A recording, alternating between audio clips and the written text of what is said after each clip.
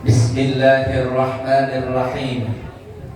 Assalamualaikum warahmatullahi wabarakatuh. Waalaikumsalam warahmatullahi wabarakatuh.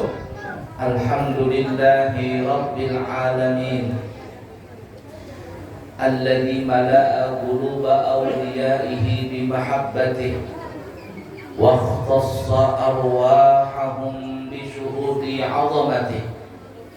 Wassalatu wassalamu ala rasulillahi sayyidina wa nabiyyina wa maulana Muhammadin manba'il ulumi wal anwari, wa radiyallahu ta'ala an ashabihil abrari wa ahli baitihil athhari, amma ba'du. Yang kami muliakan, kami cintai dan kami hormati para ulama, para kiai, para tuan guru, para asatid dan asatidah yang kami tidak bisa menyebutkan nama beliau masing-masing, namun insyaallah ini tidak mengurangi rasa hormat kami kepada beliau semua. Para habaib, para orang tua kami semua, juga yang kami juga minta maaf tidak bisa menyebutkan nama beliau masing-masing karena ulun kada kenal ngaran-ngaran dan tuha-tuha di sini. Padahal berdekatan aja kita. Mudah-mudahan pian berataan sehat, panjang umur, walafiat, dan insya Allah selamat dari dunia sampai ke negeri akhirat.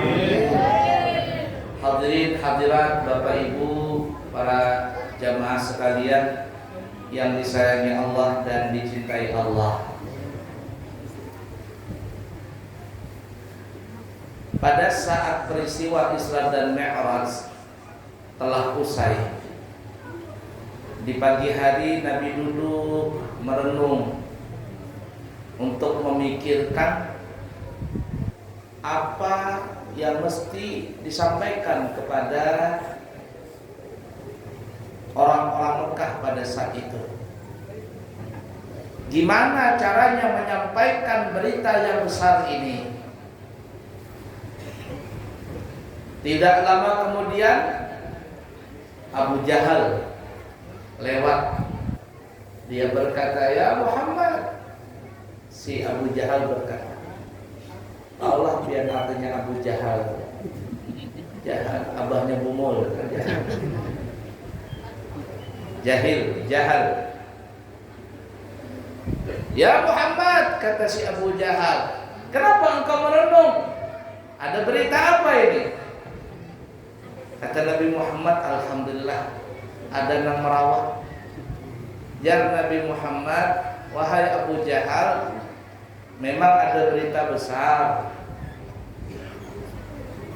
dan berita ini mesti kusampaikan kepada umat ini. Cuman aku bingung gimana cara menyampaikannya. Kata Abu Jahal, emang berita apa?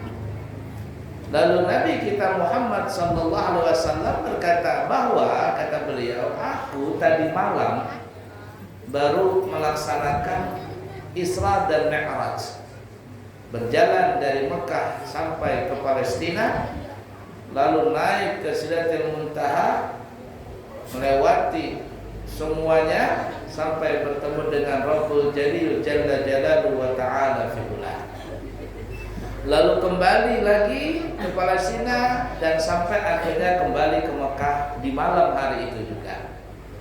Wih, berita besar, kata Abu Jahal. Jadi berita ini mesti kau sampaikan kepada umatmu. Ya. Mau enggak kukumpulkan semua manusia, baru nanti kau cerita. Wah, kata Nabi Muhammad, tumben Abu Jahal baik nih. Si dia tumben baik hendak mengumpulkan manusia. Kata Nabi Muhammad, alhamdulillah kalau kalian memang hendak mengumpulkan manusia, maka ulun ketujuh dan terima kasih banyak. Ringkas kata, Abu Jahal pun memanggil seluruh orang-orang Quraisy. Kumpul, ada berita besar. Semuanya pada kumpul. Lalu Abu Jahal berkata kepada Nabi kita Muhammad sallallahu alaihi wasallam, "Ya Rasulullah, ini manusia sudah pada kumpul. Silakan engkau cerita." Maka berceritalah Nabi kita Muhammad sallallahu alaihi wasallam dari awal sampai akhir cerita. Dan ketika Nabi bercerita, tidak ada satupun orang yang berbicara dan tidak ada satupun orang yang mengantuk, apalagi terguling. Mereka tegar mendengarkan cerita itu. Kenapa? Karena itu memang salah satu mukjizat Nabi kita Muhammad sallallahu alaihi wasallam. Kalau beliau berbicara, maka orang yang mendengar akan terhipnotis dengan apa yang diucapkan Nabi.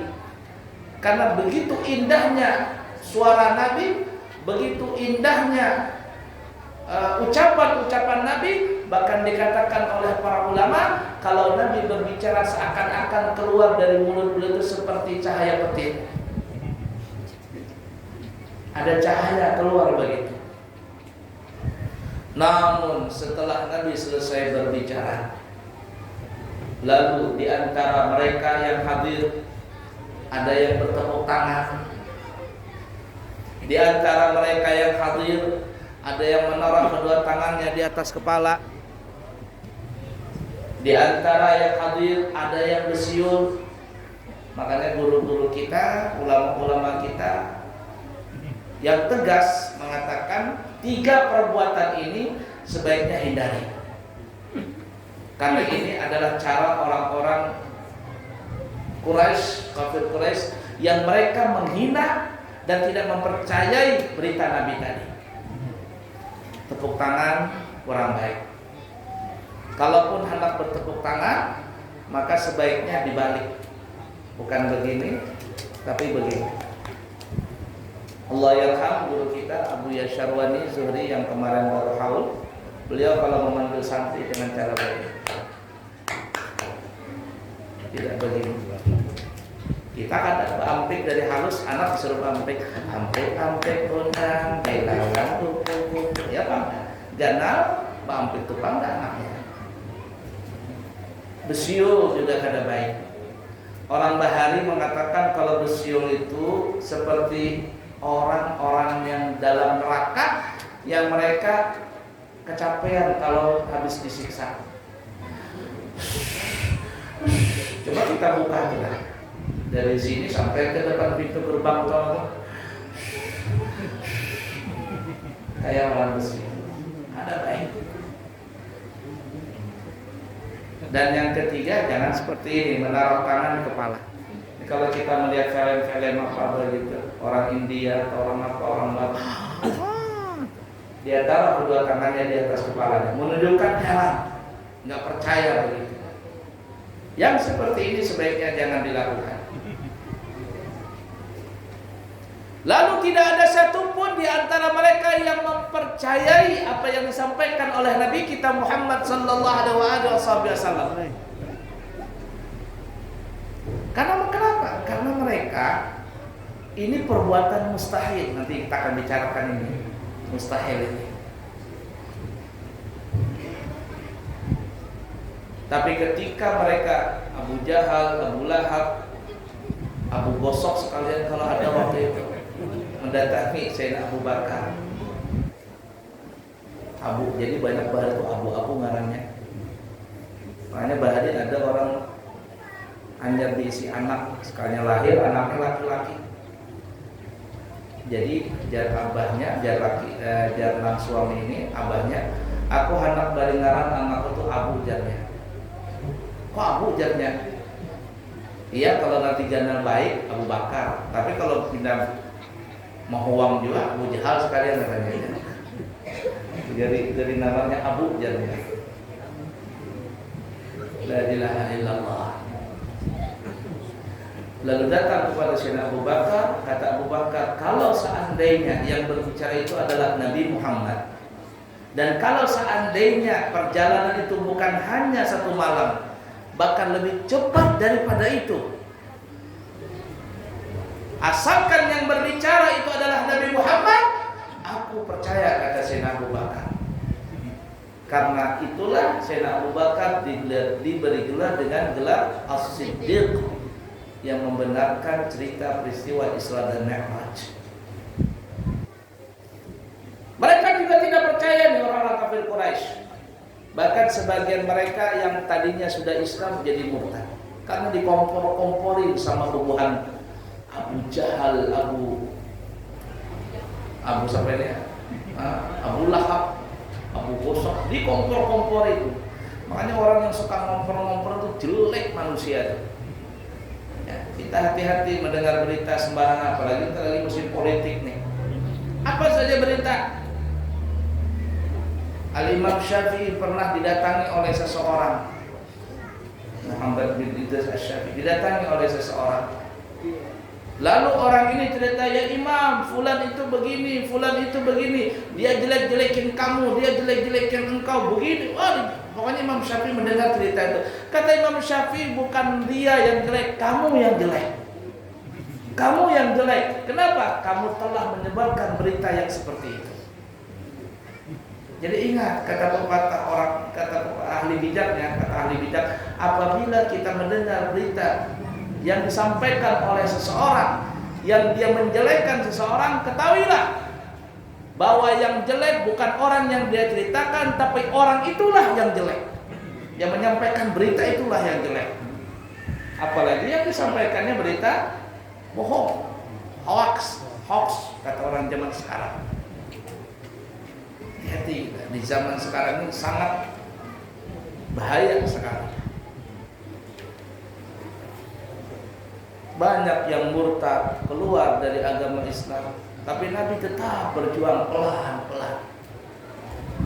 Kata Nabi Muhammad, kalau kalian tidak percaya juga dengan apa yang aku sampaikan berita ini, maka kata Nabi Muhammad, tunggu 1 minggu lagi, karena nanti akan datang kafilah dagang yang mereka itu pernah aku ketemu dalam peristiwa Isra dan Mi'raj. Aku berkata kepada dia, siapakah kalian? Maka mereka menjawab, kami adalah kafilah dagang. Hendak kemana kalian? Kata mereka, kami mau pulang ke Mekah. Kapan kalian datang? 1 minggu lagi. Kata Nabi Muhammad, aku berbicara dengan mereka pada malam hari itu. Kalau kalian tidak percaya, tanya mereka. 1 minggu Abu Jahal, Abu Lahab, pokoknya pada kesempatan itulah dia membuat berita macam-macam di haurnya manusia, supaya termakan isu Nabi Muhammad dikatakan pembohong, ini itu bla bla bla bla bla. 1 minggu Nabi Muhammad diam saja. Siapa yang bisa membela Nabi Muhammad? Cuma dikembalikan semuanya kepada Allah Ta'ala. 1 minggu berikutnya mereka telah berkumpul di depan pintu gerbang untuk masuk ke kota Mekah. Kata Nabi Muhammad, yang akan masuk nanti pertama kali onta yang pakai jambul, artinya onta yang mahal, sebelum matahari terbenam di sore hari. Semua pada kumpul. Menurut cerita dalam kitab Dardir yang bercerita tentang kisah Isra dan Mi'raj, sebenarnya matahari itu terbenam sudah, hitungan matematika terbenam, tapi belum datang juga kafilah dagang ini. Nabi kita berdoa kepada Allah, ya Allah, jangan kau benamkan di matahari. Kalau matahari ini terbenam dan kafilah dagang belum datang, maka mereka tidak akan percaya lagi dengan ucapanku. Allah bilang kepada malaikat yang jaga matahari, malaikat, tahan tuh matahari jangan sampai terbenam. Matahari ditahan sama malaikat, kada jadi terbenam matahari. Tidak lama kemudian datanglah kafilah dagang. Setelah mereka datang, ini kafilah dagang ada tahu berita nang heboh di kota ini, yang cerita di potang balikan bubuhan Abu Jahal, Abu Lahab ini. Ketika mereka datang, maka orang-orang Quraisy bertanya kepada mereka, hei, apakah kalian benar? Apakah kalian mendengar bahwa di malam ini, malam 27 Rajab, kalian berbicara dengan seseorang? Kata mereka, iya, benar. Kami ada berbicara dengan orang itu. Tapi waktu itu gelap, karena kan malam 27 mata bulan sudah gelap. Kami tidak melihat orangnya, cuman kami kenal itu suaranya Nabi Muhammad SAW. Cuman kami berpikir, gimana mungkin Nabi Muhammad sampai ke tempat itu, di padang Sahara itu. Nah, mendengar berita itu akhirnya orang-orang Quraisy kembali menjadi percaya kepada Nabi Muhammad SAW. Cuman sayang tadi dalam seminggu itu bebuan Abu Jahal, Abu Lahab, ma'arur. Orang yang termakan isu ya selesai sudah. Yang murtad akhirnya malu akhirnya. Nah, pertanyaannya, kenapa orang-orang Quraisy pada saat itu tidak mempercayai peristiwa Isra dan Mi'raj? Bahkan orang zaman sekarang ada yang tidak percaya itu. Ya, mereka mengatakan Nabi Muhammad Isra Mi'raj cuma mimpi saja, rohnya saja. Ada yang mengatakan mimpi saja, ada yang mengatakan jasadnya tetap ada di Mekah, tapi rohnya aja yang jalan. Ada yang begitu demikian. Tapi kita ahlu sunnah wal jamaah mengatakan bahwa Nabi kita Isra dan Mi'raj, roh wal jasad semuanya berjalan. Kenapa ada orang yang tidak mempercayai? Karena mereka memikirkan dengan logikanya. Ketika ditolak, ketika logikanya berpikir dan itu tidak diterima oleh logikanya, itu yang mereka katakan namanya mustahil. Di dalam bahasa ilmu tauhidnya mustahil. Padahal kalau kita belajar ilmu tauhid, hukum akal itu terbagi kepada tiga. Yang pertama, wajib. Wajib ini bukan ilmu fikih yang ma yuthabu ala fi'lihi wa yu'aqabu ala tarkihi. Kalau ilmu fikih di arti wajib itu dikerjakan berpahala, ditinggalkan berdosa, itu wajib. Dalam ilmu fikih seperti sholat 5 waktu, puasa dan sebagainya. Tapi kalau wajib dalam ilmu tauhid, definisinya beda. Wajib dalam ilmu tauhid ma yatasawwaru fil aqli wujuduhu, sesuatu yang boleh masuk akal. Sesuatu yang boleh tergambar oleh akal kita. Bahasa kitanya masuk akal, itu wajib. Yang kedua mustahil. Mustahil adalah ma la yatasawwaru fil aqli wujuduhu, sesuatu yang tidak bisa masuk akal. Itu bahasa kitanya mustahil. Ada bahari kita masih halus. Kata orang teka-teki jarnya, ada nenek-nenek loncat dari hotel tingkat 30. Kemudian sampai ke tanah nggak mati. Ilmu apa namanya itu jarnya? Ilmu ini, ilmu kebal enggak? Ilmu mustahil katanya. Ilmu mustahil. Itu secara logika. Nanti kita akan bahas ya dalam sini. Kemudian yang ketiga adalah jaiz. Ya, jaiz itu adalah sesuatu yang terserah Allah. Bahasa kitanya terserah Allah. Allah mau ini, mau itu, terserah Allah. Nah, sekarang yang kita bahas kembali tadi adalah mustahil. Tidak semuanya mustahil itu harus ditolak. Nah, kata ulama, mustahil dalam ilmu tauhid terbagi menjadi dua bahagian. Mustahil terbagi menjadi dua bahagian.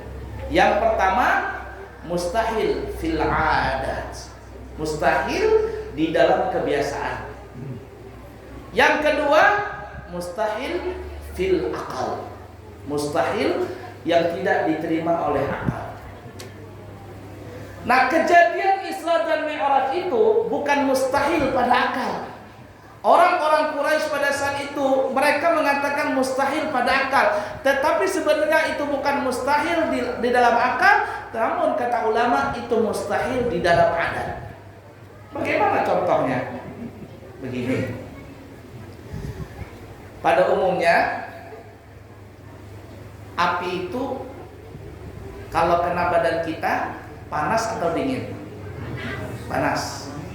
Itu ada kebiasaan api kalau kena badan panas. Itu adatnya.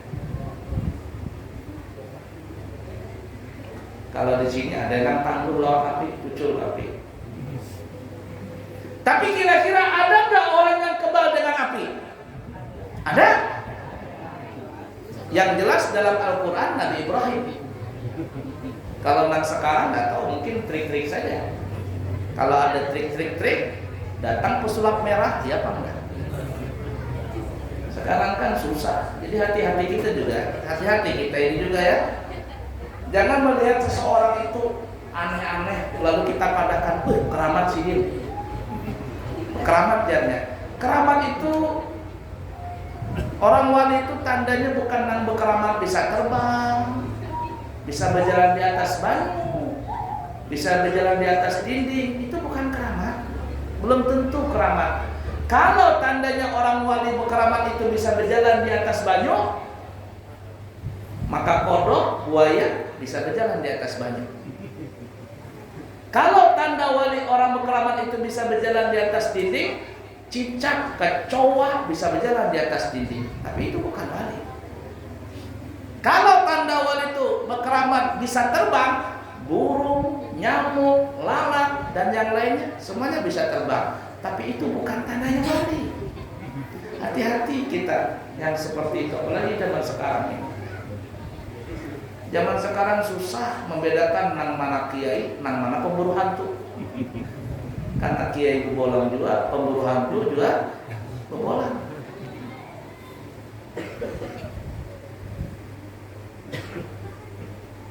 Pada adat kebiasaan api itu panas, tapi kalau Allah berkehendak kun fayakun, maka api yang panas bisa jadi dingin. Pada adat kebiasaan pisau bisa melukai badan, tapi kalau Allah berkehendak maka pisau tidak bisa melukai badan. Contohnya di mana? Sebutkan dalam kisahnya Nabi Allah Ibrahim ketika menyembelih Nabi Allah Ismail alaihi salatu wassalam. Sekali Nabi Ibrahim menyembelih, pedang yang tajam ditaruh di lehernya Nabi Ismail, tapi pedang itu tidak bisa melukai leher Nabi Ismail. Bingung Nabi Ibrahim. 2 kali digorokkan, tidak juga putus leher Nabi Ismail. Nabi Ibrahim lalu menebaskan pedang tadi ke suatu batu yang besar. Sekali tebasan, 2 batu terbelah 2. Lalu Nabi Ibrahim berkata kepada pedang ini, "Malak ya Saif, hai pedang, kenapa kamu ini? Ketika aku gorokkan engkau di leher anakku Ismail, engkau tidak bisa melukainya. Tapi ketika aku tebaskan ke batu yang besar, engkau bisa memecahkan batu itu terbagi menjadi 2. Malak, ada apa engkau wahai pedang?" Dengan izin Allah dalam kitab Durratun Nasir dikatakan, maka pedang itu dengan izin dari Allah berbicara.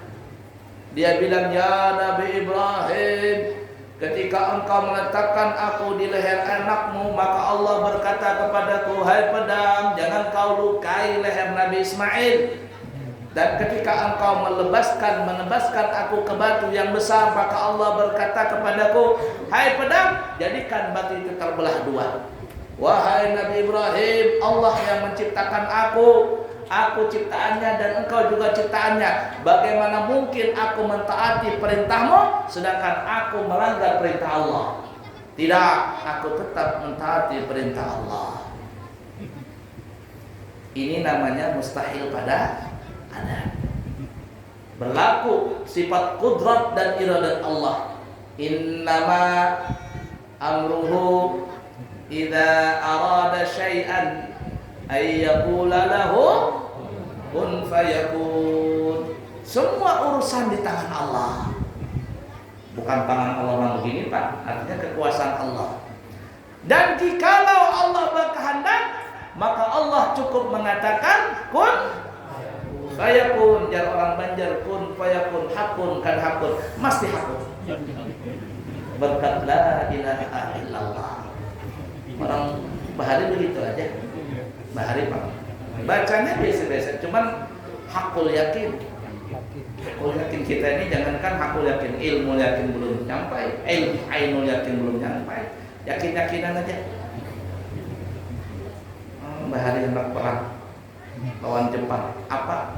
Kenapa? Kada apa-apa. Berkat la ilaha illallah Muhammad Rasulullah. Jalannya ditembak lawan Jepang, gatal aja, gatal aja. Kebal. Yakin di situ. Makanan kasiyah dalam Al-Quran. Makanan kasiyah. Tapi pemancingan dia lain pemahamannya. Makanan kasiyah. Iwak kesini nak. Makanan kesini jangan. Dapat banyak mancing. Jangan itu bukan memancing. Makanan kasiyah. Makanan kesini katanya. La ilaha illallah. Atau Allah berkehendak itu mustahil pada adat. Tapi kalau Allah berkehendak, yang semuanya mustahil tadi bisa Allah rubah. Sehingga qudrat dan iradat Allah itu masih berlaku di dalam mustahil adat. Di dalam mustahil, di dalam adat. Contoh lain nih biar kita paham dulu. Ada laki bini hanya menikah, suami istri maksudnya, pengantin baru. Kemudian mereka berhubungan badan di malam pertama. Dapat sebulan, hamil bininya. Bininya. Ini namanya adat kebiasaan seperti itu. Apabila berhubungan badan, bini hamil. Bisa seikum, bisa 2 ikum atau lebih yang disebut kembar. Ini ada. Tapi ada nggak perempuan hamil tapi nggak punya suami? Ada? Siapa itu? Siti Maryam Bahari. Kalau Maryam zaman sekarang, cari aja abahnya, pasti ada tuh namanya Tro. Siti Maryam, ibundanya Nabi Isa alaihissalatu wassalam. Beliau bisa hamil tanpa ada suami. Perempuan yang paling mulia di zamannya. Itu namanya mustahil pada adat. Kalau Allah berkehendak, cukup Allah mengatakan kun fayakun, jadi maka jadi. Nabi Adam alaihi salatu wassalam lebih hebat lagi. Nggak ada abah, nggak ada mama, tercipta Nabi Adam yang Allah ciptakan dari tanah. Dalam kitab Jusasul Anbiya, tanah tembikar, tanah liat yang dipanaskan. Tapi ada juga yang mengatakan tanah itu adalah bermacam-macam, dari bermacam-macam tanah di seluruh bumi ini. Makanya kulit kita bermacam-macam. Ada nang putih, ada nang hirang, ada nang sawo mateng, ada nang sawo kematangan. Besok berarti itu tanahnya tadi. Bahkan ada yang mengatakan di mana nanti kita meninggal dunia, lalu kita dimakamkan di kuburan itu, di tanah itu, maka kita diciptakan dari tanah itu. Kalau pian nanti meninggal dikubur di sini, berarti pian diciptakan dari tanah Kilo sini. Tapi ada juga orang tinggal di Kilo, lalu dia berangkat umrah atau berangkat haji, ternyata meninggal di Mekah sana. Berarti dia diciptakan dari tanah Mekah di sana. Ada yang mengatakan demikian. Nabi Adam hebat. Tidak ada abah, tidak ada mama. Ternyata Allah bisa menciptakan Nabi Adam. Padahal ini mustahil, tapi ini namanya mustahil pada adat. Qudrat dan iradat, kehendak, kekuasaan dan kehendak Allah masih berlaku dalam masalah itu. Siti Hawa hebat juga. Tidak bisa mama, tapi langsung timbul di dunia. Siapa bapaknya Siti Hawa? Nabi Adam. Kalau Nabi Adam, karena Siti Hawa diciptakan dari tulang rusuk yang sebelah kiri Nabi Adam. Makanya aja tulang rusuk lakian ini nang sebelah kiri hilang sebiji. Nabi berkata perempuan itu diciptakan dari tulang yang bengkok. Kalau dikarasi salah, patah, dibiarkan ya begitu. Maka berbaik-baiklah dengan perempuan. Memang sifatnya perempuan begitu. Hati aja perempuan itu. Bini kita di rumah, banyakkan baju bini kah atau baju lakinya? Banyakan mana? Baju bini kah atau baju laki di rumah? Bini. Sendal sepatu banyakan mana? Punya laki kah punya bini? Nanti ketika ada acara pengantinan, jar ini, aku kada bisa baju. Jar lakinya tuh selemari baju kamu lah apalagi. Tapi memang seperti itu sifat perempuan. Kepengen dimanja, kepengen diperhatikan, kepengen disayang. Jar Nabi yang paling bengkok itu nang parah. Bisi bini pas kena tulang nang paling bengkok, nang paling bawah, iya susahnya bukan main. Tapi biasanya orang yang bisi bini penyarikan, pengomelan dan macam-macam itu biasanya wali lakinya. Betulan? Betulan itu. Kebanyakan jadi saja para aulia itu rata-rata bisi bini banyak penyarikan. Salah satunya ada di Hadramaut namanya Syekh Abdul Rahman Bajah Leban atau Balah Jeban. Syekh Abdul Rahman ini Bajah Leban atau Balah Jeban atau siapa lah. Syekh Abdul Rahman. Ulun waktu sekolah di Hadramaut pernah ziarah ke situ. Jadi sidin ini wali. Tapi sebab walinya itu gara-gara bisi bini penyarikan. Jadi tiap hari ini bininya mau ngomel, bangun tidur ngomel. Pokoknya yang tidak mau ngomel cuma ada dua, ketika sholat lawan guring. Kalau dalam WC tetap aja mau ngomel, laki terus disariki.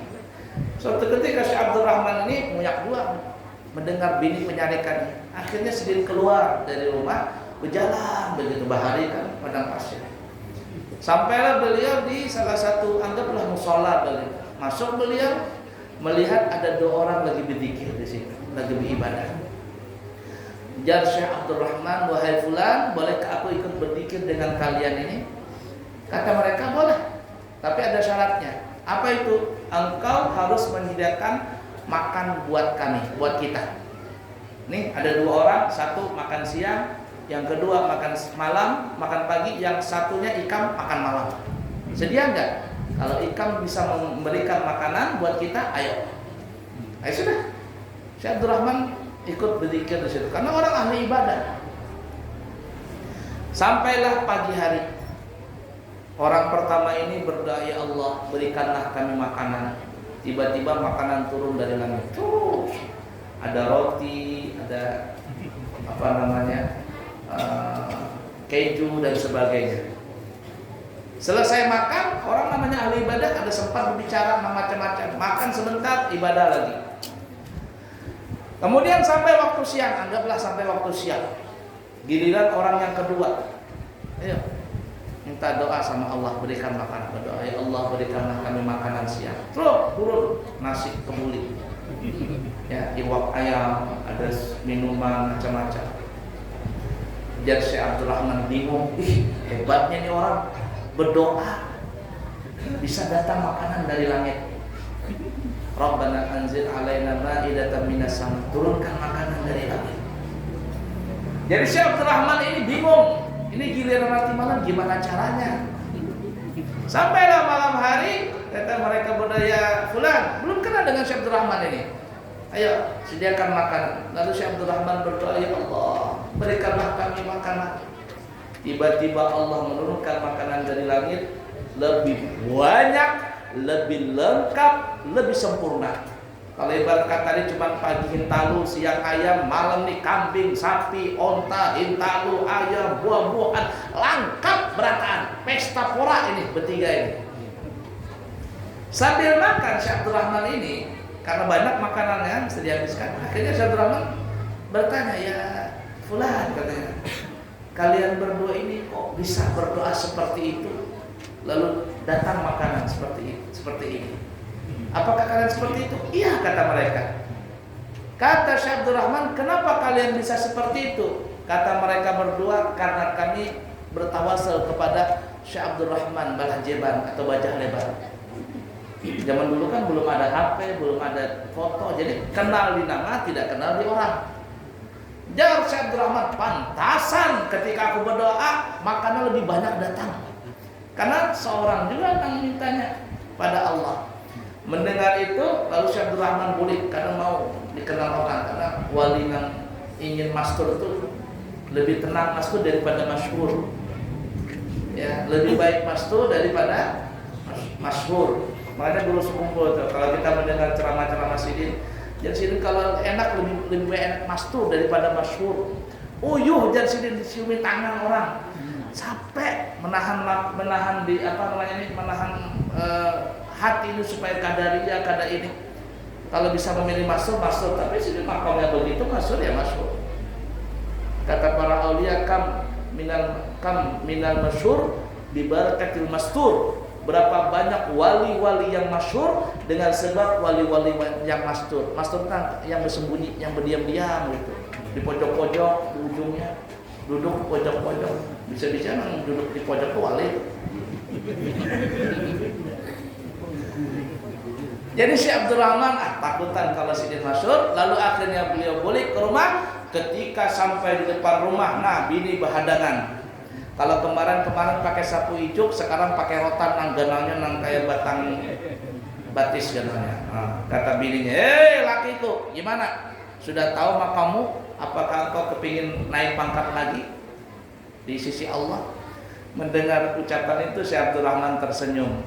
Nah, kata ulama, ternyata Syekh Abdurrahman ini menjadi wali Allah karena bersabar mempunyai bini nang penyarikan. Tapi setelah Sidin tahu makam tadi, maka bininya kan lagi penyarikan. Jadi bubuan pian ini kalau punya bini penyarikan, jangan-jangan pian wali itu. Lebih berstatus ya, di wali. Nah, bini itu masya Allah ya. Sampai mana kita tadi? Nah itu.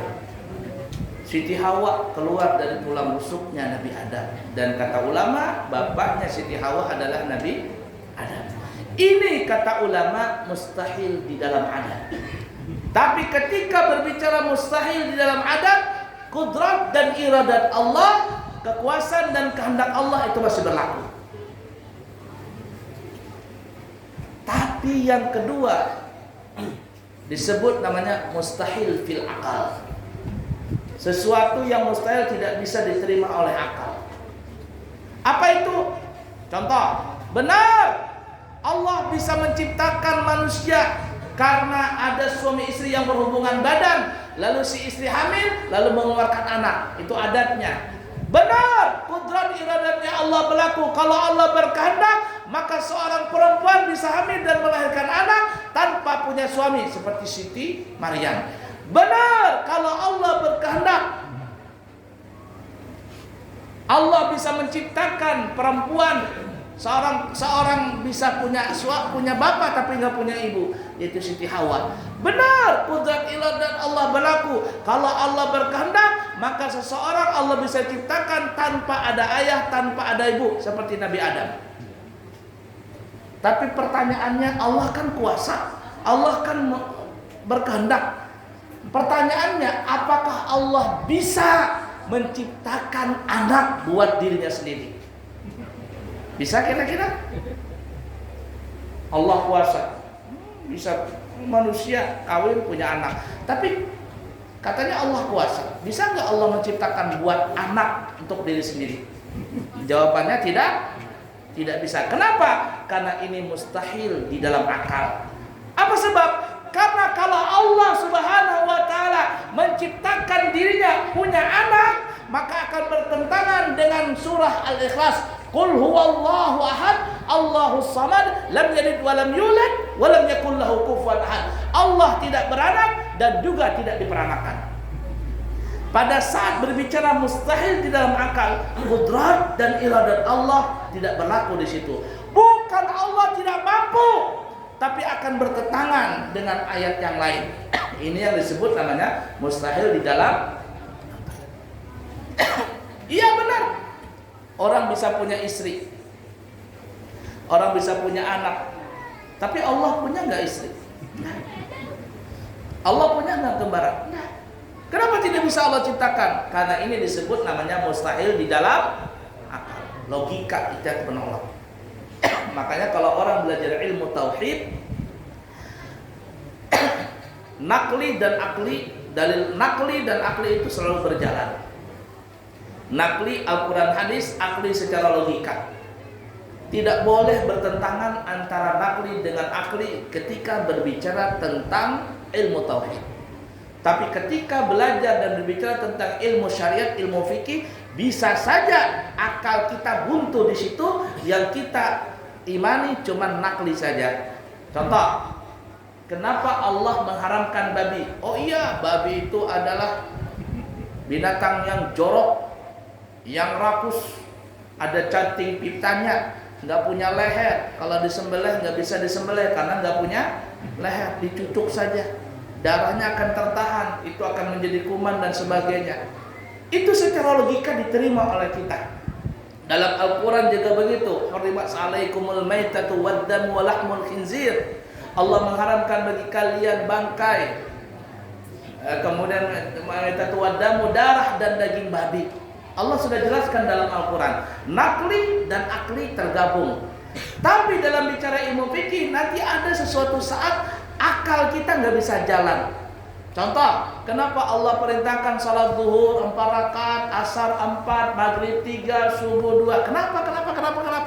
Di situ kita nggak tahu. Kita cuma amanna billah. Kita beriman kepada Allah. Apa yang diperintahkan oleh Allah kita lakukan. Untuk yang itu kita tidak boleh bahas. Nah, tetapi bicara tentang ilmu tauhid, akal dan nakli itu harus seimbang. Kalau seandainya berbicara tentang ilmu tauhid lalu bertentangan dengan akal, maka itu yang disebut namanya mustahil di dalam akal. Qudrat iradat Allah tidak berlaku. Nah, peristiwa Isra dan Mi'raj itu para jamaah, itu adalah peristiwa yang bertentangan dengan adat. Makanya orang Quraisy bagaimana mungkin dari Mekah menuju ke Palestina yang pada saat itu berjalan naik onta bolak-balik 2 bulan baru bisa. Tapi Nabi kita hanya sebentar saja. Kenapa? Karena orang Quraisy pada saat itu mereka berpikir ini mustahil pada akal. Padahal ini mustahil di dalam adat kebiasaan. Kira-kira bisa dipaham nggak di sini? Ya, mudah-mudahan bisa dipaham. Baik, kita lanjutkan. Masih ada 20 menit lagi menuju setengah 11. Tahan nggak masih? Belum, nanti subuh ceramah lagi di balik bapak. bolak-balik lah. Sedikit lagi. Di langit pertama Nabi kita bertemu dengan Nabi Adam. Di langit kedua Nabi kita bertemu dengan Nabi Yahya dan Nabi Isa. Di langit ketiga bertemu dengan Nabi Yusuf. Di langit keempat bertemu dengan Nabi Idris. Di langit kelima bertemu dengan Nabi Harun. Di langit keenam bertemu dengan Nabi Musa. Di langit ketujuh bertemu dengan Nabi Ibrahim. Lalu terus naik sampai Sidratil Muntaha. Sidratil Muntaha itu bahasa Arabnya, sidra itu pohon cendana. Tapi apakah dia pohon cendana? Muntaha itu paling ujungnya sudah. Paling ujungnya alam semesta. Kata Jibril sampai di situ. Kata Jibril, ya Rasul, saya sebatasnya sampai di sini. Engkau terus saja jalan. Nanti ada malaikat yang menemani. Kalau aku sedikit saja lewat dari batas ini, terbakar aku. Nah, kata ulama, ketika Nabi Muhammad terus berjalan, itu adalah menembus ruang dan waktu. Kata ulama, tidak ada ruang, tidak ada waktu. Lalu bertemu dengan Allah Ta'ala. Sini kita stop dulu. Nabi Muhammad bertemu dengan Allah Ta'ala. Kata ulama, ketika lewat Sidratul Muntaha, itu sudah menembus ruang dan waktu. Tidak ada ruang, tidak berwaktu. Ada orang-orang Wahabi. Kalau di luar negeri namanya Wahabi. Kalau di sini namanya Salafi. Ada nggak Salafi di sini? Salafi, salah pikir. Suka membid'ahkan. Kata dia ini dalil. Kata dia ini dalil Allah itu ada di atas langit sana, di atas sana. Kita menjawab tidak. Allah bukan di atas langit. Lah, tapi kenapa Nabi Muhammad bisa bertemu dengan Allah di sana? Jawabannya adalah itu bukan tempatnya Allah, tapi itu tempatnya Nabi Muhammad. Sekali lagi, itu yang di sana, di atas sana melewati ruang dan waktu, itu bukan tempatnya Allah, tapi itu tempatnya Nabi Muhammad. Karena Nabi Muhammad mulia. Lalu Allah katakan mengatakan, hai Nabi Muhammad, kalau engkau ingin bertemu denganku, maka tempatmu di sana, di atas sana. Bukan tempatnya Allah. Nabi Ibrahim, wa qala inni dhahibun ila rabbi sayahdin. Aku mau pergi kepada Tuhanku untuk minta petunjuk. Aku mau minta punya anak. Kemana Nabi Ibrahim berjalan? Ketika itu Nabi Ibrahim mau ketemu dengan Allah adalah di Palestina. Wa qala inni dhahibun ila rabbi. Berkatalah Nabi Ibrahim, aku mau bertemu dengan Tuhanku. Saya hadir, maka dia Allah akan memberikan petunjuk kepadaku. Kemana Nabi Ibrahim berjalan? Ke langit? Tidak. Ke Palestina. Kenapa? Karena Palestina itu bukan tempatnya Allah, tapi tempatnya Nabi Ibrahim. Nabi Musa ketika ingin bertemu dengan Allah Ta'ala, kemana Nabi Musa pergi? Dia pergi ke Tur Sina. Wattini wazaitun wa turi sinin wa hadzal baladil amin. Demi buah tin dan zaitun, demi Tur Gunung Sinai. Wa hadzal baladil amin, dan demi kota yang aman ini Mekah. Gunung Sinai. Orang kita bilang Tur Sina. Padahal Tur itu ya gunung bahasa kitanya. Tur gunung, Sinai Sinai. Makanya bukan Tur Sina tapi Gunung Sinai. Kita bilang Gunung Tur Sina. Sudah gunung Tur lagi. Itu sama Gunung Jabal Uhud. Jabal ya gunung, gunungnya Jabal. Jabal kan bahasa Arabnya, bahasa Indonesia gunung. Gunung Jabal Uhud. Hajar Aswad kan, batu Hajar Aswad. Hajar itu ya batu bahasa kitanya. Batu Hajar Aswad, batu nang hitam. Nabi Musa ingin bertemu dengan Allah Ta'ala. Dia pergi ke Gunung Sinai. Kenapa? Bukan Allah bertempat di Gunung Sinai, tapi itu tempatnya Nabi Musa. Itu tempatnya Nabi Musa. 40 hari, 40 malam di situ. Tapi Allah tidak mengizinkan Nabi Musa untuk melihat Allah Ta'ala. Nabi Musa ini pemaksaan, ya Allah, aku kepingin melihat engkau. Kata Allah, tidak usah Musa, nggak tahan kamu. Ngotot Nabi Musa. Kata Allah Ta'ala, kalau engkau kepingin lihat aku juga, tes dulu. Coba pelototin Gunung Sinai ini. Maka Gunung Sinai itu ada yang mengatakan terbelah menjadi dua negeri ya. Luak begitu. Setelah terbelah, besantuk pulang. Ada yang mengatakan terbelah, nang satu terangkat, boom ke atas. Ada yang mengatakan hancur lebur, kemudian jadi satu lagi. Nabi Musa melihat itu terkajut, pok, pingsan. Hanya Gunung Sinai. Nabi Musa tidak tahan. Cuma Nabi Musa berbicara dengan Allah Ta'ala. Makanya Nabi Musa disebut kalimullah, orang yang berbicara dengan Allah Ta'ala.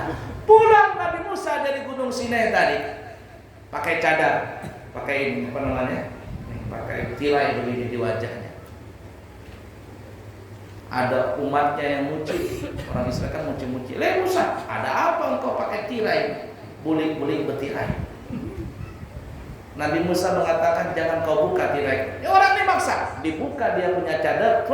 Ketika dibuka cadarnya Nabi Musa, langsung orang ini punya wajahnya ini dagingnya meleleh, rontok. Kenapa? Karena tidak kuat melihat cahaya Nabi Musa yang baru berbicara dengan Allah Ta'ala. Kenapa bisa begitu? Karena Nabi Musa bukan rahmatan lil alamin. Nabi kita ketika pulang dari Isra dan Mi'raj, umatnya orang Quraisy bertemu dengan Nabi Muhammad biasa-biasa saja. Kenapa? Kalau seandainya Nabi Muhammad seperti halnya Nabi Musa yang orang akan meleleh badannya, maka Nabi kita bukan rahmatan lil alamin. Bisa dipahami kira-kira ini? Kayaknya mengantukkan sudah ini. Jadi Gunung Sinai, Nabi Musa ingin bertemu dengan Allah Ta'ala. Allah tidak izinkan ke langit karena tempatnya Nabi Musa di situ. Makamnya Nabi Musa di Gunung Sinai. Makamnya Nabi Ibrahim di Palestina. Makamnya kita di mana kalau ketemu dengan Allah Ta'ala? Kalau ingin bertemu dengan Allah Ta'ala, makam kita di masjid, di mushola.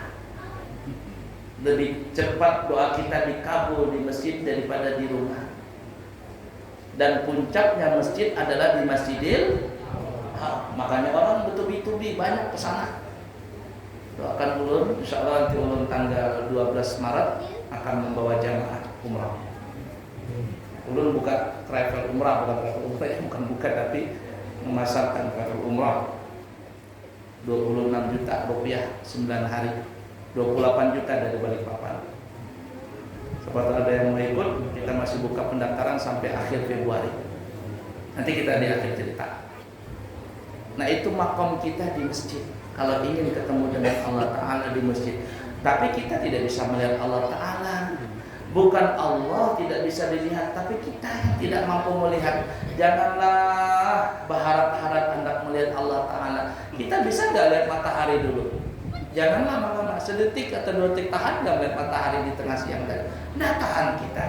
Jangankan kita, Nabi Musa saja kalau ingin bertemu dengan Allah Ta'ala dites dulu, bisa nggak melihat gunung Tur Sina tadi? Nggak bisa. Hanya Nabi kita saja satu seorang yang bertemu dengan Allah Ta'ala. Kenapa? Karena kekuatan Nabi lebih kuat daripada semua alam semesta ini.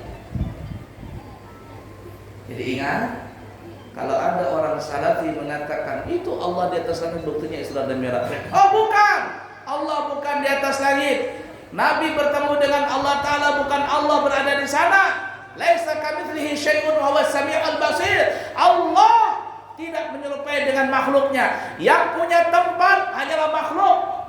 Allah bukan duduk di atas aras, tapi Allah menguasai aras. Karena aras adalah dikatakan makhluk Allah Ta'ala yang paling besar. Kalau aras saja dikuasai oleh Allah, apalagi kita. Tahun 2024 orang-orang partai akan memperebutkan kursi DPR. Bahkan nanti akan memperebutkan kursi presiden. Kursinya akan direbutkan. Kalau cuma kursi DPR, insya Allah bebuan kita banyak yang bisa menukar kursi DPR itu. Tapi bukan kursinya, melainkan jabatannya.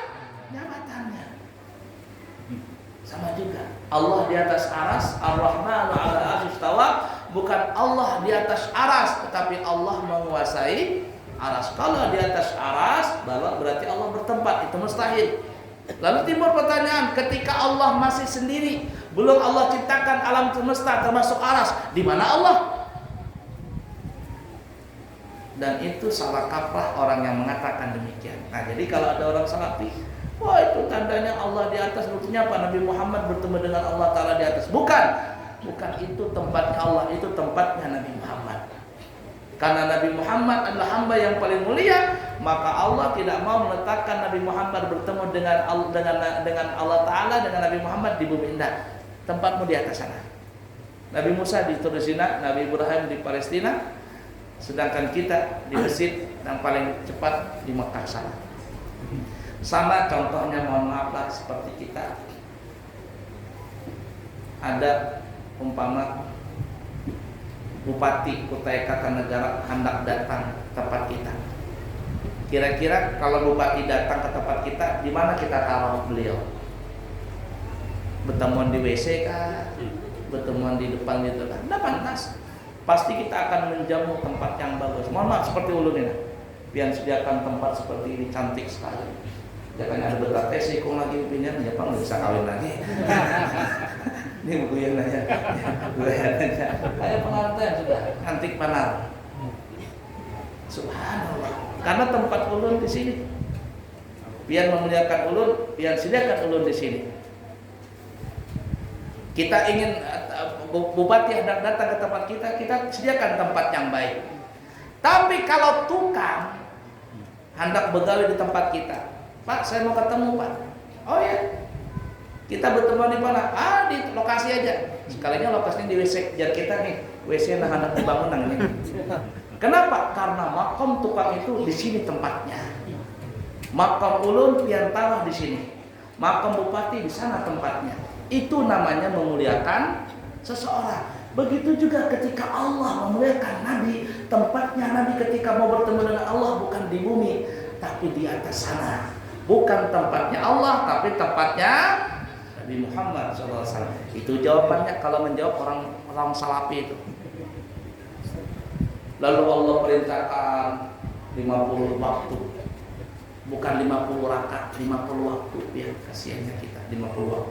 Nabi mah oke aja. Baik ya Allah, saya siap mengerjakan 50 waktu. Nabi tidak tahu bagaimana dengan umatnya. Nabi tidak tahu bagaimana 14 abad kemudian seperti bubuhan kita ini, nang malas sholat ini. Lewatlah Nabi Muhammad kembali turun, ketemu lewat Nabi Ibrahim, ketemu dengan Nabi Musa. Nabi Musa kan orangnya kepo. Orangnya tau lah kepo, bahasa kitanya apa namanya ya? Hendak tahu aja urusan orang. Aku bahasa Banjarnya. Nabi Muhammad, ada apa? Apa yang Allah beri untuk pian dan umat pian? 50 waktu sholat. Wah, kata Nabi Musa, jangan Nabi Muhammad. Kalau pian kuat tapi umat pian ada kuat. Umat pian tuh orangnya halus-halus, umurnya pendek-pendek.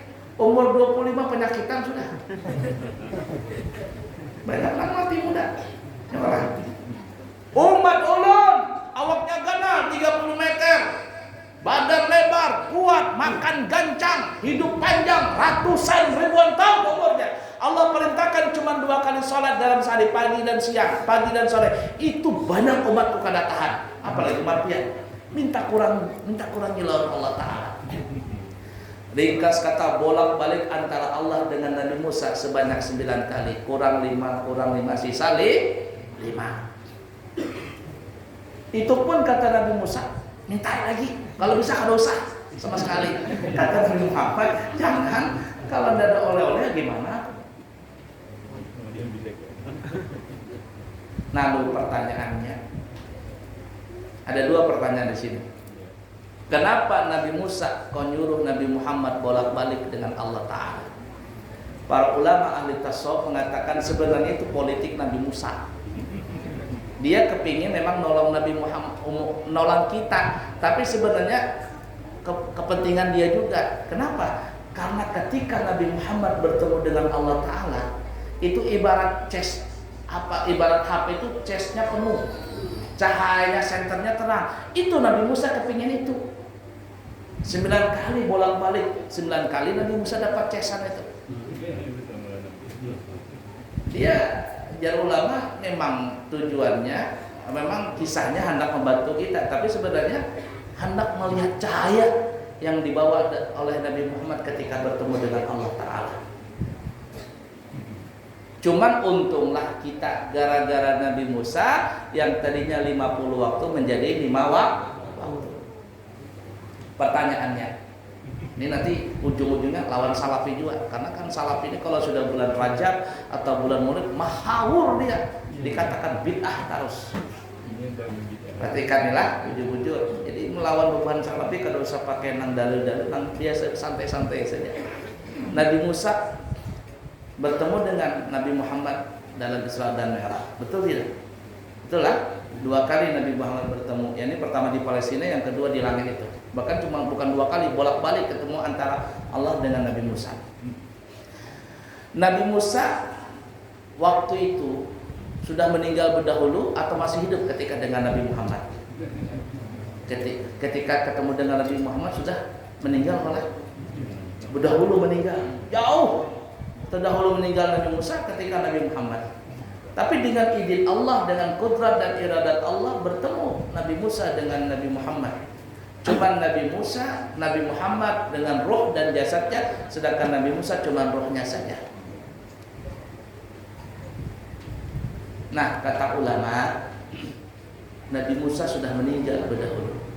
Tapi berkat Nabi Musa yang tadinya 50 waktu menjadi 5 waktu. Inilah kata ulama dalil bahwa orang yang meninggal dunia, orang yang telah meninggal dunia dari kalangan wali-wali Allah, kekasih-kekasih Allah, mereka walaupun sudah meninggal dunia bisa memberikan manfaat kepada orang yang hidup. Dalilnya di mana? Nabi Musa sudah dahulu meninggal. Tapi gara-gara Nabi Musa selamat kita beratahan, yang tadi 50 waktu jadi 5 waktu saja. Itu dalil itu. Bahwa orang yang mati asalkan dia wali Allah, kekasih Allah, ingatin wali itu bukan nama bisa terbang, kekasih. Orang dikasih Allah namanya wali itu. Orang yang meninggal menjadi wali Allah, ketika meninggal dia jadi wali Allah, itu bisa bisa memberikan manfaat orang yang hidup. Orang salafi kan dia nggak boleh ziarah. Kenapa? Orang yang mati tidak bisa memberikan manfaat dan mudarat. Jujur aja. Itu hakikatnya. Tapi kalau Allah berkehendak, bisa jadi. Lah buktinya Nabi Musa. Kita baru-baru ini haulan ke sekumpul berapa juta manusia makan gratis semuanya. Gara-gara ada guru sekumpul, buku di sana, daerah sekumpul dan sebagainya, jadi rapi tamannya. Orang berjualan rame di Wali Songo sudah berapa ratus tahun itu Wali Songo sampai sekarang ini. Berapa banyak orang berjualan di situ, jualannya rame, pertokoan rame. Seakan-akan orang yang mati memberikan kehidupan untuk orang yang hidup. Seakan-akan orang yang mati memberikan nafkah kepada orang yang hidup. Itu dalilnya. Jadi kalau ada orang mengatakan ada orang mati nggak bisa memberikan, jujur aja. Itu hakikatnya. Tapi kalau Allah berkehendak bisa jadi. Dan buktinya Nabi Musa bisa memberikan manfaat buat kita semuanya. Yang tadi 50 waktu menjadi 5 waktu. Berkat siapa? Nabi Musa. Padahal Nabi Musa telah meninggal lebih dahulu daripada Nabi kita Muhammad sallallahu alaihi wasallam. Jam ulun pas 10:30. Cukup dulu lah. Nah, kalau kita berkisah, awas karena Islam itu biasanya sampai subuh. Kalau kita sampai subuh, nggak tahan. Kita ngambil poin-poinnya saja. Insyaallah. Hari Senin nanti ulun kita akan ada acara di mana ya? Kilo berapa sana? Masjid apa namanya? Siapa tahu nanti hendak kesana lagi kita nyambung kisah Isra dan Mi'raj. Nggih, 50. Nah, Senin pagi jam 8. Siapa tahu kita menyambung kisah Isra dan Mi'raj, ngambil hikmah-hikmahnya kita ngambil di sana nanti. Nah, baik, sebelum ulun tutup ada sedikit informasi. Yang pertama, pesantren kita Al-Islami Nur Anwar adalah pesantren yang resmi. Makanya tadi pembawa acara menyebutkan kesetaraan. Kesetaraan itu adalah pesantren yang ada tingkat ula, usta, ulia. Kalau di luarnya SD, SMP, SMA. Itu resmi dan kita pesantren bisa mengeluarkan ijazah sendiri. Tentunya ijazah resmi dari pemerintah. Ijazah itu bisa dipakai oleh anak kita untuk pindah sekolah manapun, mau kuliah kemanapun, mau jadi polisi, mau jadi tentara, bahkan mau jadi anggota dewan. Ijazah itu asli dan bisa dipakai. Jadi kita terima pesantren santri baru dari tahun ajaran baru ini. Kita terima dari umur 7 tahun. Di pesantren itu banyak halus sudah racikan di sana. Alhamdulillah ya.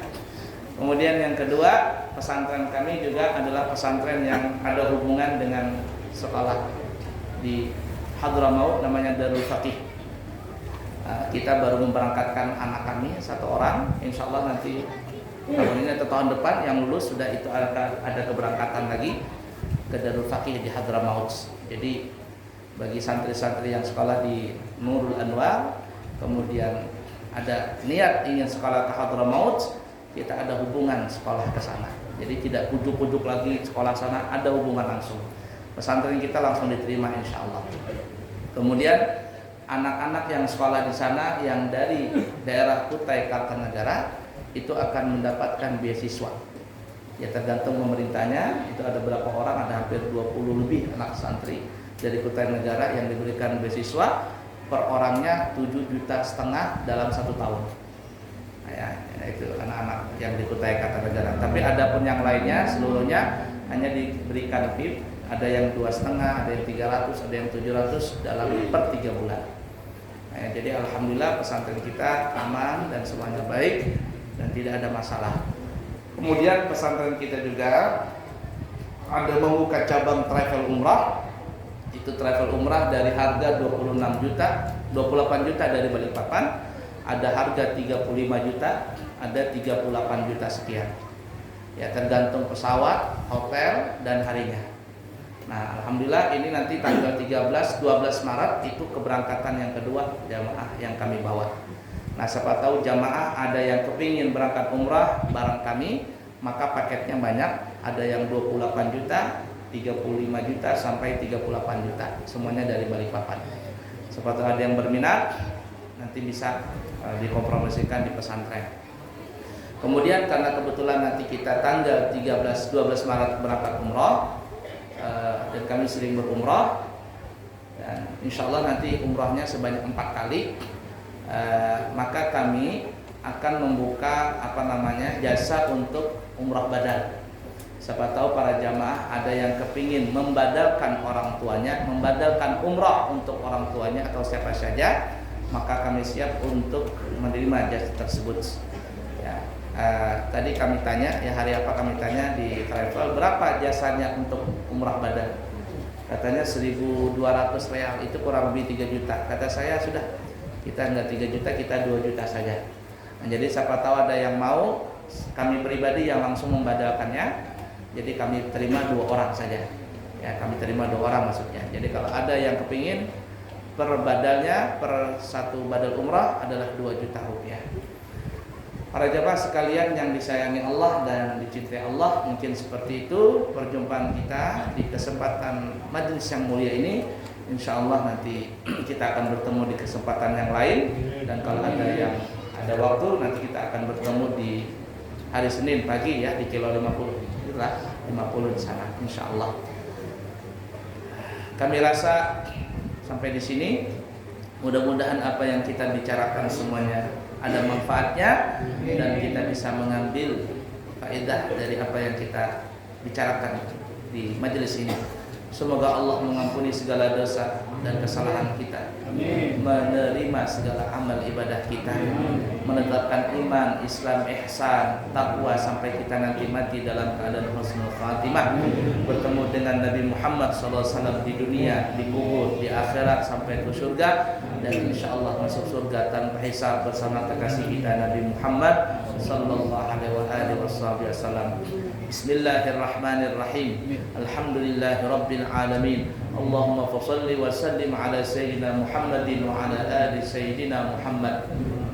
Allahumma ya Allah, ya Ghafur, ya Ghaffar, ya Tawwab, kami memohon kepadamu ya Allah, dengan majlis yang mulia ini, dengan berkat orang-orang saleh yang hadir di sini, dengan berkat wali-wali Allah yang hadir di sini, dengan berkat guru-guru kami, dengan berkat orang yang kami peringati di tempat ini yaitu Nabi Muhammad sallallahu alaihi wasallam, dengan berkat Asma'ul Husna, dengan berkat Ya Hayyu Ya Qayyum, kami bermohon kepadamu ya Allah agar Engkau selalu mengampuni segala dosa dan kesalahan kami, dosa ibu bapa kami, dosa suami istri di antara kami, dosa anak zuriat kami, dosa guru-guru kami, dosa orang-orang yang berbuat baik kepada kami, dosa keluarga-keluarga kami. Ampuni kami mereka semuanya ya Allah. Ya Allah ya Tuhan kami, jikalau kedua orang tua kami masih hidup, panjangkan umur mereka dalam sehat wal afiat, taat di dalam ibadah. Dan jikalau mereka sudah meninggal dunia ya Allah, ampunilah segala dosa mereka, jadikan kubur mereka kebun daripada kebun surga, bukan menjadi lembah daripada lembah neraka. Ya Allah ya Tuhan kami, bimbinglah kami Allah, bimbinglah suami-suami di antara kami, bimbinglah istri-istri anak zuriat kami, bimbinglah anak-anak didik kami dan anak murid kami. Ya Allah selalu berada di jalan yang lurus, di jalan yang Engkau ridhai. Ya Allah ya Tuhan kami, jauhkan kami dan mereka semuanya dari segala bala dan musibah, dari bala dan musibah dan pergaulan bebas, narkoba, zina, perselingkuhan dan apa saja yang bisa mendatangkan murka-Mu. Ya Allah ya Tuhan kami, lindungi kami dan mereka semuanya.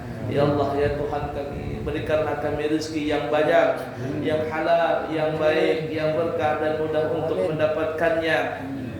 Sembuhkanlah penyakit zahir dan penyakit batin kami. Ya Allah ya Tuhan kami, apabila di antara kami ada yang sakit ya Allah, sembuhkan mereka ya Allah. Hilangkan penyakit yang ada di kepala, di mata, di mulut, di hidung, di leher, di dada, di perut, di alat kelamin, di paha, di lutut sampai di kaki, dari ujung rambut sampai ke dalam sumsum ya Allah. Angkat penyakit-penyakit itu, hilangkan penyakit-penyakit itu ya Allah. Sembuhkanlah penyakit kami dan mereka ya Allah. Panjangkan umur kami dalam sehat wal afiat, taat, ibadah kepadamu.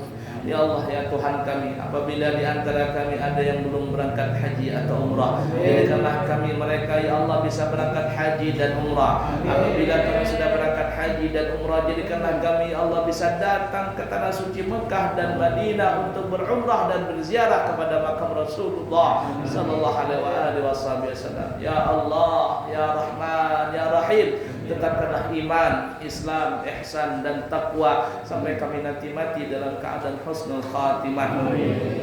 Engkau ridha kepada kami ridha kepada Engkau, dan mudahkanlah lisan kami untuk mengucapkan kalimat tauhid. La ilaha illallah. Semuanya. Ayo mawjud. La ilaha illallah. Hayya. La ilaha illallah.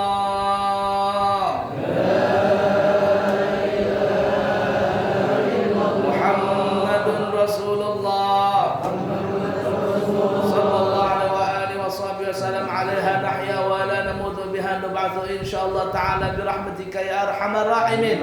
Ya Allah, berkat la ilaha illallah Muhammad Rasulullah, jadikan kubur kami menjadi kebun daripada kebun surga, bukan menjadi lembah daripada lembah neraka.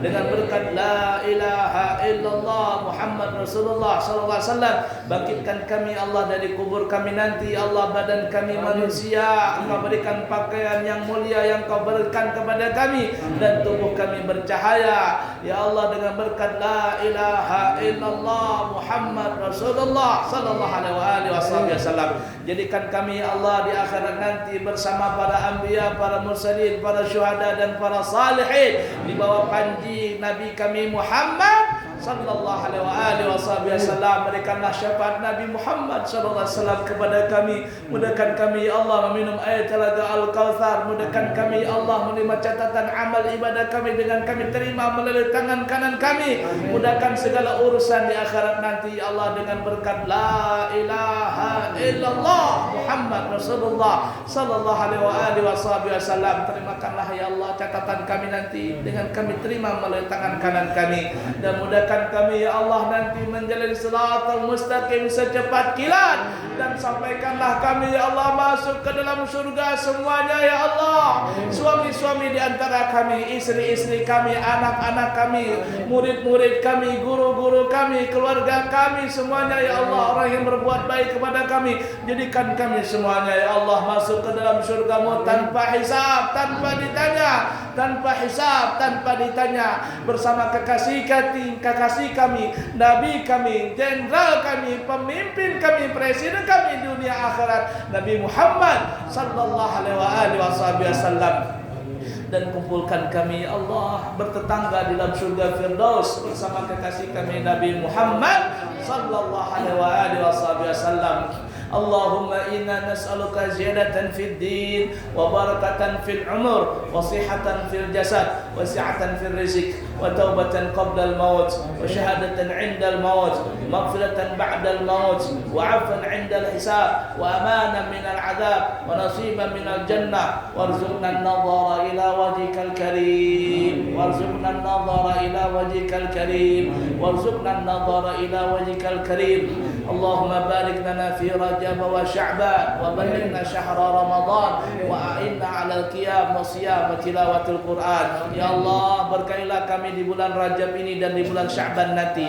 Panjangkanlah umur kami dalam sehat wal afiat, taat, ibadah kepadamu, sehingga kami nanti masuk dalam bulan suci Ramadan. Tolonglah kami ya Allah dalam bulan suci Ramadan nanti bisa berpuasa dengan sebaik-baik puasa zahiran wa batinan, menghidupkan malam suci Ramadan dengan qiyamul lail dan mendapatkan malam Lailatul Qadar, dan bisa membaca Al-Quran sebanyak-banyaknya, mengkhatamkannya dan mengamalkan isi kandungan Al-Quran. Rabbana taqabbal minna innaka antas sami'ul alim wa tub alaina innaka antat tawwabur rahim.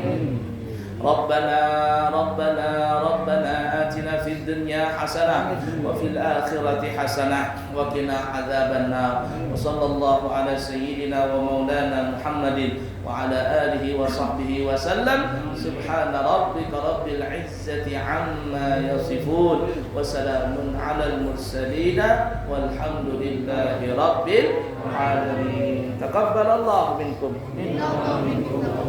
Yang baik dari Allah, yang buruk dari pribadi kami. Minta maaf, minta ampun kalau ada salah kata, salah ucapan dan tingkah laku. Mudah-mudahan pian meridai ulun semuanya. Insyaallah kita bertemu di kesempatan yang lain. Subhanakallahumma wa bihamdika asyhadu an la ilaha illa anta astaghfiruka wa atubu ilaik. Wa akhiru kalam. Wassalamu alaikum warahmatullahi wabarakatuh.